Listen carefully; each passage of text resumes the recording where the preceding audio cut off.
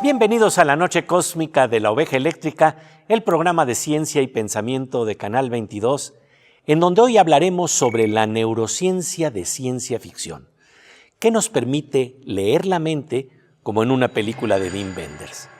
En el marco de la LEF, el Festival de Arte y Ciencia de la UNAM, en alianza con TV UNAM, conversamos con Rodrigo Quián Quiroga, el investigador que descubrió las neuronas de concepto, las que nos permiten entender y nos distinguen de la inteligencia artificial. ¿Cómo fue posible este hallazgo? Quián Quiroga aprovechó para sus estudios que en las intervenciones quirúrgicas que remueven focos epilépticos para curar a los pacientes, se colocan electrodos intracraneales dentro del cerebro. Así, entonces mostró fotografías de gente famosa como Jennifer Aniston y encontró neuronas que respondían específicamente a esas imágenes. Su pasión por entender lo llevó a una búsqueda más profunda, en donde fue clave que no es tan solo neurocientífico y físico, sino también tiene un doctorado en matemáticas.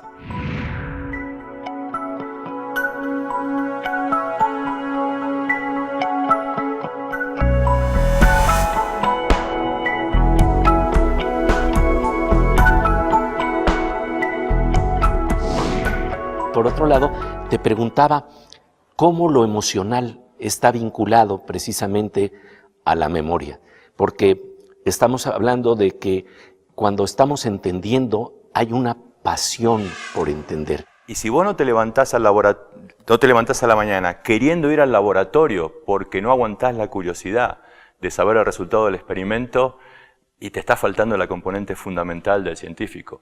Cuando yo hice estos experimentos, y que yo voy que muestro fotos a los pacientes, yo era el único que enseguida sabía la respuesta de lo que pasaba, pero era porque me moría de curiosidad.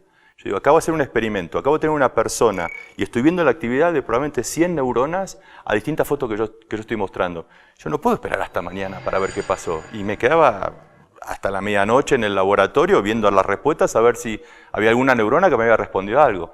Y justamente una de estas trasnoches, bueno, la primera, me encuentro con esta neurona de Jennifer Aniston. Ya digo, wow, fue muy sorprendente, muy sorprendente. Y el tema es que había gente haciendo este tipo de experimentos en humanos. UCLA tiene una tradición desde la década del 70. O sea, ya llevaban varias décadas haciendo estos experimentos y nunca nadie había encontrado una cosa así. Entonces, para decirlo rápido y bien, rápido y mal, no me lo creían. O sea, ¿cómo puede ser que venga este tipo de matemática? O sea, como venía yo, que caigo como un paracaidista y de repente hago un experimento y me encuentro una neurona que responde a Jennifer Aniston como nunca nadie había encontrado en décadas de hacer experimentos. Bueno, fue mucho trabajo, porque no es que caí de paracaidista y tuve la suerte. O sea, sí tuve la suerte, pero tuve también la suerte que venía de un ámbito totalmente distinto, entonces para mí era todo interdisciplinario, porque yo cuando veo cómo analizan los datos, digo, yo creo que tengo una idea que viene de mi doctorado en matemática, que la puedo usar y capaz que puedo sacar más información. Tengo otra idea que viene de mi postdoctorado en mecánica estadística, que yo creo que la puedo acoplar a la idea de matemática, y yo creo que usando estas cosas probablemente yo pueda dar mucha más información de la que están viendo, y efectivamente empiezo a ver muchas más neuronas de lo que se veía antes. Entonces la resistencia era que yo tenía que explicarle a mis colegas por qué de repente podemos hacer un descubrimiento que nunca había hecho antes nadie. Es porque, bueno, pusimos un montón de algoritmos mucho más avanzados y empezamos a hacer experimentos de una manera distinta, empezamos a grabar todos los datos que venían del cerebro del paciente, y bueno, es algo que es matemáticamente más complicado, más complejo, pero bueno, yo venía de un doctorado de matemática, para mí eso era cosa de todos los días. Nada más se tenía, por decirlo así, una base de datos que no consideraba muestras más amplias. Y tú dijiste, yo quiero ver esas muestras Claro, más básicamente amplias. lo que hacían era había un procesamiento online que decían, bueno, vamos a registrar solo los disparos de las neuronas y guardamos los disparos de las neuronas y el resto lo tiramos a la basura, porque si no es muchísima información. Y yo me acuerdo que el cirujano, yo le digo, yo no quiero guardar solo el disparo de las neuronas, yo quiero toda la información que sale del electrodo, todo lo que registremos lo quiero todo. Y el cirujano me dice, sí, pero ¿qué vas a hacer? ¿Vas a llenar discos rígidos de datos y después qué haces con eso? Yo le digo, ese es mi problema, si yo hice un doctorado en eso. Y bueno, justamente al registrar todos los datos, el procesamiento de esa información se vuelve mucho más complejo, porque ahora ya no son poquitos datos, son muchísimos datos, pero bueno, le puedo extraer mucho más jugo que si me quedo solo con una parte de ellos. Y eso fue uno de los grandes secretos de por qué nosotros pudimos descubrir esto. El secreto fue ampliar la colección informativa y hacer minería de datos para extraer lo que de otra manera no se hubiera podido registrar. Después del corte, seguiremos conversando con Kian Quiroga. Veremos cómo la ciencia está llegando a escenarios de ciencia ficción que nos permiten, incluso como en una película de Wim Wenders, leer la mente. Mientras tanto, pasamos a una sección con nuestra querida compañera Aura López, quien nos habla de investigaciones de vanguardia y proyectos vinculados al conocimiento que se impulsan hoy en día en nuestro país.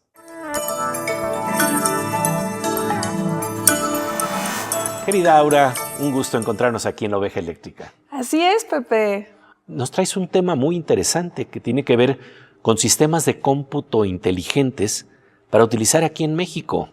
Sí, si alguna vez se han preguntado cómo es la distribución de violencia de género o la disponibilidad de agua en el país, estas son algunas de las preguntas que se pueden responder con los sistemas inteligentes y de cómputo desarrollados por el Consejo Nacional de Humanidades, Ciencias y Tecnologías, CONACYT.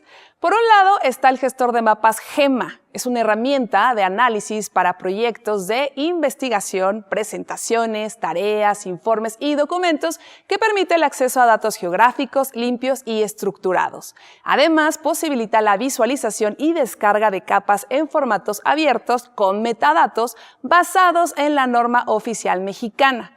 Por otro lado, el Sistema de Diseño y Accesibilidad para la Investigación, conocido por sus siglas como SISDAI, ofrece marcos de trabajo y bibliotecas de software públicas y colaborativas, priorizando el idioma español para las personas interesadas en código. Por último, los ecosistemas nacionales informáticos, conocidos por sus siglas como ENI, son espacios de acceso abierto para encontrar información y datos que surgen de investigaciones alineadas a las 10 agendas prioritarias de los programas nacionales estratégicos del CONACYT, que van desde temas como el agua, la salud y la cultura hasta la vivienda, educación y seguridad humana, entre otros. Pueden consultar esta y más información buscando en internet GEMA, SISDAI y ENI CONACYT y ahí encuentran todos los detalles. Pues qué importante, porque fíjate que ahí está el conocimiento, pero muchas veces no sabemos que ya está ahí ese conocimiento y que podemos acceder a él, ¿no? Sí, solo es cosa de buscarle un poquito y ya. Pues como siempre, querida Aura, te agradecemos tu presencia aquí en La Oveja Eléctrica. Gracias a ti, Pepe. Después de un parpadeo cósmico, volvemos a La Oveja Eléctrica, en donde estamos conversando con el destacado neurocientífico Rodrigo Kian Quiroga sobre el salto de la ciencia ficción a la neurociencia. Esto nos lleva a una neurociencia de película.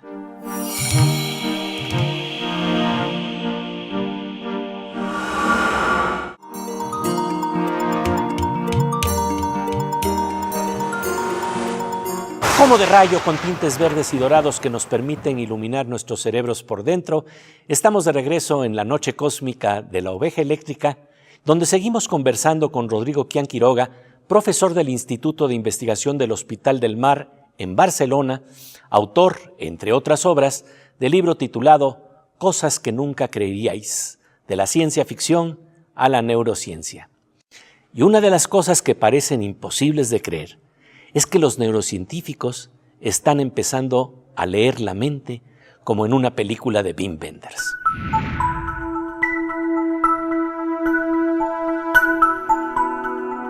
Y aquí vamos a entrar a una zona muy interesante, un grupo de música que te gusta mucho, U2, y que se vincula con una película que te empieza a alumbrar otras vertientes de tus hallazgos, que de verdad son fascinantes, Sí. porque U2, bueno, una banda que me gustaba mucho a mí de adolescente, y ellos se juntaron mucho con un cineasta llamado Wim Wenders. Wim Wenders dirigió varios de los videos de U2. Algunos de los videos más conocidos de U2 están dirigidos por Wenders. Y Wim Wenders filmó una película que se llama Hasta el fin del mundo, Until the End of the World. Y es una historia muy loca porque es una historia de una persona que anda por todo el mundo con una cámara rara que no solo filma, sino que registra las señales cerebrales mientras va filmando las imágenes. Y entonces la idea es que, promediando la película, este científico termina yendo al desierto de Australia, donde tenía a su padre, que era un científico, y que estaba haciendo investigaciones y experimentos para tratar de poder inducir imágenes en su mujer, que era ciega. Entonces, y la película es bellísima, porque está la mujer ciega, entonces tratan, en base a lo que registró este hombre, con su casco, ya no le pueden poner imágenes a través del ojo porque la mujer es ciega, pero tratan de ponerle como los impulsos cerebrales. Y a ver si eso, a partir de ahí, pueden inducir las imágenes de lo que había visto la persona. Y es, por supuesto, ciencia ficción, o sea, con ejes eso no se puede hacer, pero a partir de ahí el científico dice, una vez que logra eso, dice, bueno, ahora puedo hacer el proceso inverso. Puedo leer las señales espontáneas del cerebro y tratar de producir imágenes a través de las señales y proyectarlas en un monitor, en una computadora. Ese fue exactamente el primer experimento que quise hacer una vez que descubrí la neurona de Jennifer Aniston. O sea, publicamos el artículo sobre la neurona de Jennifer Aniston y lo primero que dije, ahora quiero hacer el experimento de Wim Wenders, quiero hacer el experimento de Hasta el fin del mundo. Y entonces lo que hicimos fue una serie de 2 o 3 experimentos. En el primero simplemente era leer la actividad de las neuronas y tratar de predecir qué estaba pensando o viendo el paciente. Y eso funcionó muy bien. Pero para mí era trivial. Si tengo una neurona que me responde a Jennifer Aniston y otra que me responde a, no sé, a Luke Skywalker, cuando dispara la neurona de Jennifer Aniston, yo puedo decir, está pensando en Jennifer Aniston. Cuando dispara la de Luke Skywalker, está pensando en Luke Skywalker. Ahora, si ya tengo 20 conceptos distintos y 20 neuronas, bueno, tendré un algoritmo matemático que de alguna manera pesará la distinta actividad de las neuronas y me dará una respuesta. Y al hacer eso, vimos que, o sea, podíamos hacer predicciones bastante bien. Un poco leer la mente, ¿no? Que es la idea de Wim Wenders. Sí. Y después hicimos un experimento todavía más fuerte, que es decir, bueno, ahora ya si puedo leer la actividad de las neuronas, yo puedo decirle al paciente que piense en una cosa u otra y proyectar su pensamiento en una computadora. Entonces, básicamente lo que hacíamos nosotros es le poníamos un monitor de computadora frente al paciente y le decíamos, bueno, pensá en tal cosa o pensá en tal otra y tratá de cambiar la imagen en el monitor de la computadora. Y bueno, pudieron hacerlo. Y eso ya es muy cercano a la película de Wenders. Estamos pasando de la ciencia ficción a la neurociencia. Sí, escribí un libro que se llama Cosas que nunca creeríais, porque es una cita ligada a la oveja eléctrica, ¿sí? de la novela de Philip Dick, que fue hecho película llamada Blade Runner. Y son cosas que nunca creerías porque, en principio, parecen increíbles para la gente que no trabaja en neurociencia, pero para el que está en el laboratorio ya empiezan a hacer cosas de todos los días. Entonces, a mí lo que me llama la atención es que son las cosas que yo veía en películas de ciencia ficción y creían que no iban a pasar nunca y de repente, pocos años después, ya veo que empiezan a pasar en los laboratorios. Y alguna de ellas que digo, bueno, puedo hacer un experimento que justamente haga el experimento que se propone en esta película que era de ciencia ficción. Pero ya no es más ficción, empieza a ser ciencia. Entonces, bueno, esa es la idea del libro que salió publicado ahora. ¿Se pueden también leer los sueños a través de los instrumentos de la neurociencia? De esta inquietante pregunta conversaremos con Rodrigo Kian Quiroga después del corte. Mientras tanto, nuestra querida compañera Miriam Moscona nos adentra en las imágenes que nos abren la ciencia y la tecnología para leer la naturaleza de manera distinta.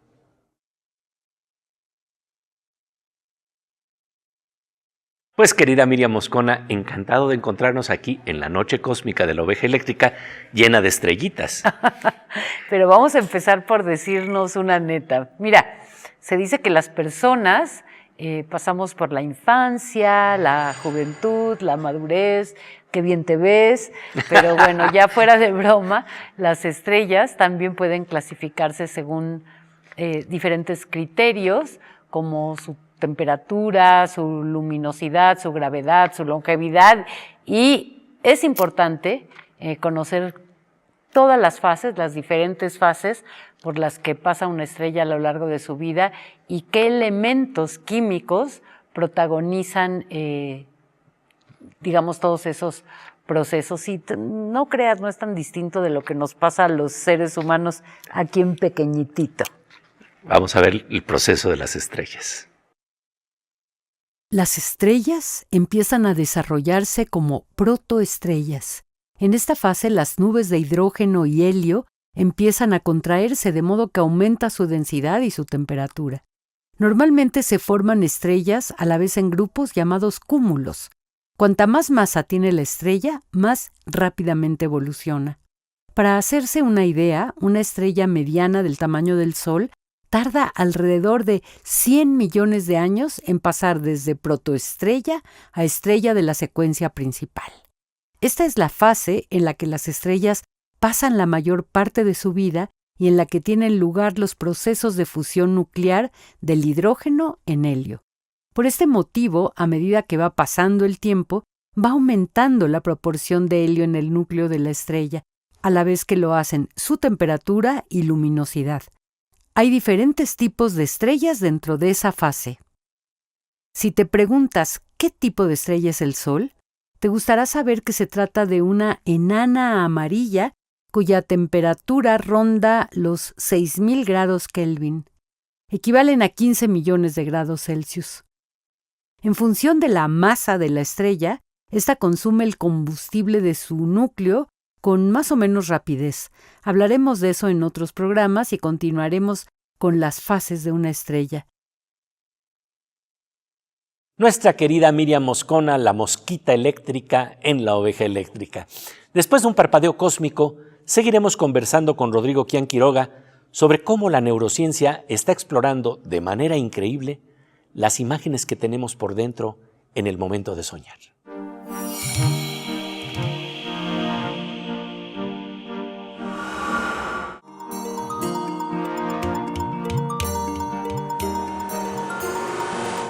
Como de rayo con tintes verdes y dorados que iluminan nuestros mismos sueños, estamos de regreso en la noche cósmica de la oveja eléctrica para seguir conversando con el destacado neurocientífico Rodrigo Kian Quiroga sobre la neurociencia de ciencia ficción. Podemos, por ejemplo, saber en qué está soñando otra persona cuando estamos usando una imagen de Homero Aridgis mirándola dormir. Desde el ámbito de la literatura, la escritora Marguerite Yourcenar decía que sin saberlo, todos podemos entrar en los sueños de los demás. La neurociencia es otra forma de explorar esa inquietante posibilidad. ¿Podemos leer los sueños de otras personas? ¿Podríamos constatar que estamos ahí adentro?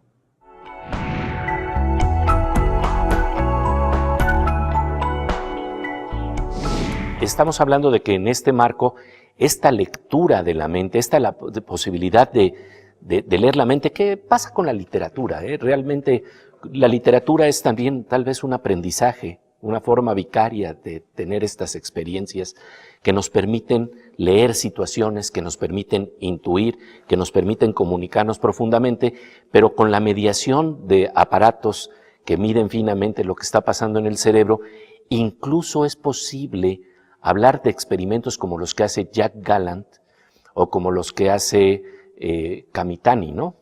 Hablemos de ello, porque esto es también fascinante. No tan solo podemos leer la mente despierta, sino también soñando. Sí, bueno, leer la mente lo estamos haciendo todo el tiempo. Se llama teoría de la mente. Y salvo en condiciones especiales, yo leo la mente. Yo, por ejemplo, yo sé que si viendo tu cara me doy cuenta si te interesa lo que digo o no. Y eso es algo que lo hacemos todo el tiempo. Sí. Yo sé cuando vos querés que te conteste, o cuando vos querés seguir hablando, o cuando vos querés hacer un comentario. O sea, es como que sabemos cuándo callarnos y escuchar al otro, y cuándo hablar, cuándo se espera que continuemos. Y nos damos cuenta mirando cosas que son inconscientes. No las podemos a veces explicitar. Pero bueno, podemos ir más allá. Ahora, si registramos neuronas, podemos a veces, con ciertas limitaciones, predecir lo que está pensando una persona. Entonces, este señor Jack Gallant, yo lo conocí en una conferencia en Estados Unidos, y él muestra resultados de unos experimentos que a mí me parecieron fabulosos. Él trabaja con resonancia magnética por imágenes, o sea, no es invasivo, no es como nosotros con los electrodos, no es en pacientes epilépticos, sujetos normales. Entonces, los ponen en el resonador, les muestran infinidad de videos, fotos, películas, y básicamente registran la actividad del cerebro, de nuevo con métodos no invasivos en este caso, mientras ven las películas. Y entonces lo que hacen después es agarrar la actividad del cerebro, procesarla matemáticamente y en base a la información que tienen, tratar de predecir qué es lo que estaba viendo el sujeto.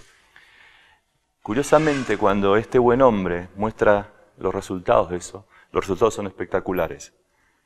Pero a mí lo que más me llamó la atención es que las reconstrucciones que hacían eran casi idénticas a las imágenes que yo había visto en la película de Wenders.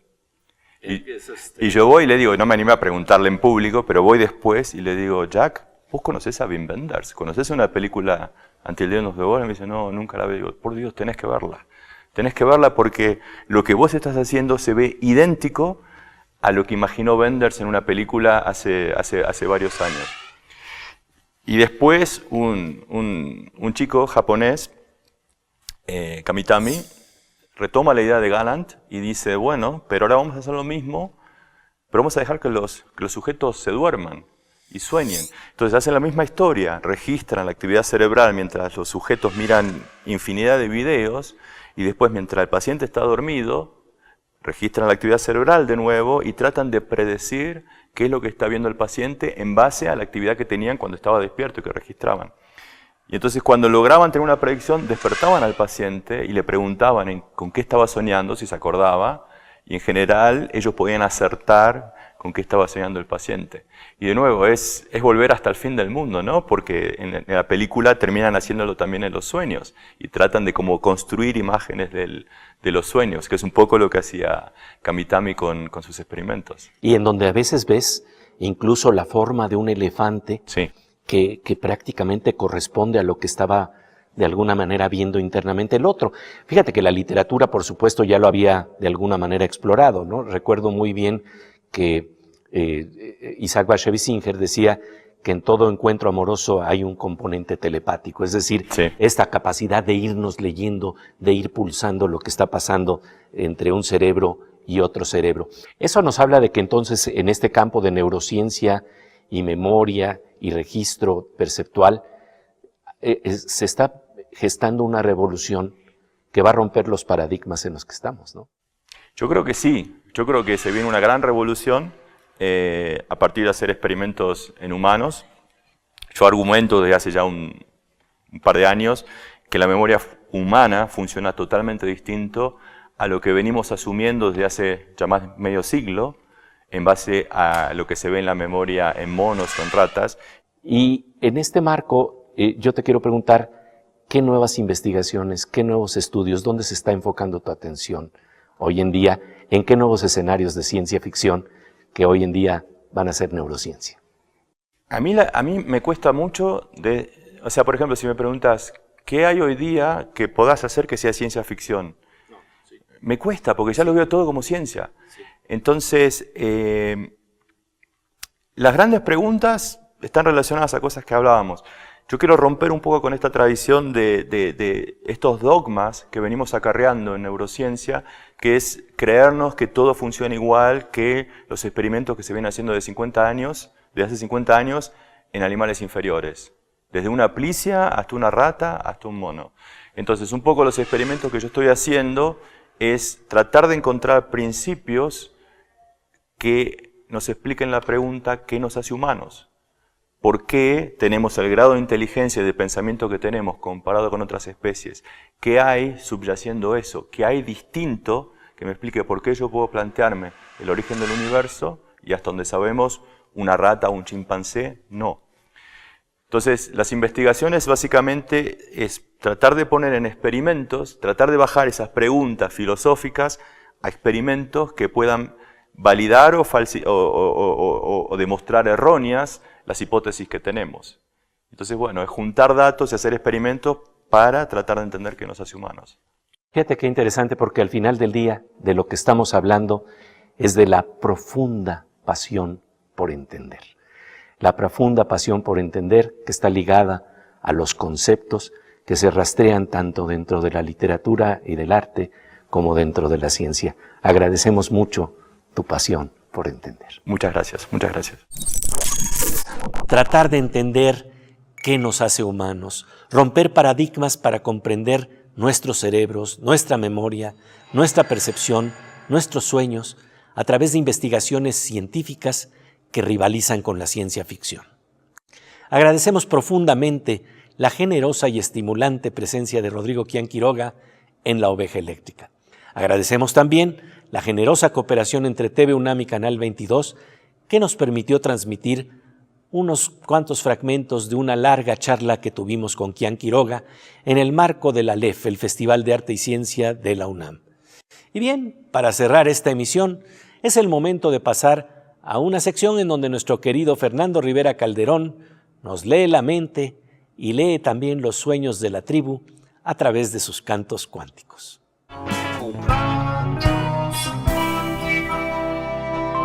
Querido Fernando Rivera Calderón, fíjate que a veces pienso que tú quisieras tener un cerebroscopio para ver qué es lo que está pensando el otro, lo que está soñando el otro. ¿Se puede? Pues mira, ya con tener un cerebro de medio uso, Pepe, me doy por bien servido. Bueno, pero por eso, con ese cerebro de medio uso hice esta canción, porque a mí también me gustaría adentrarme en tus pensamientos. Claro. Quisiera saber qué estás pensando. Quisiera saber lo que estás sintiendo. Quisiera saber lo que estás soñando. Quisiera saber cuándo estás mintiendo. Pero ni yo sé qué es lo que pienso yo, pero ni yo sé qué es lo que siento yo, y ni me acuerdo lo que estoy soñando, o no me cacho cuando me estoy engañando, y entonces me encomiendo a Jesucristo cuando pienso y siento que no soy tan listo. A pensar a veces creo que me resisto, porque primero te pienso y luego existo. No me descartes, no me descartes, porque te pienso y luego existo.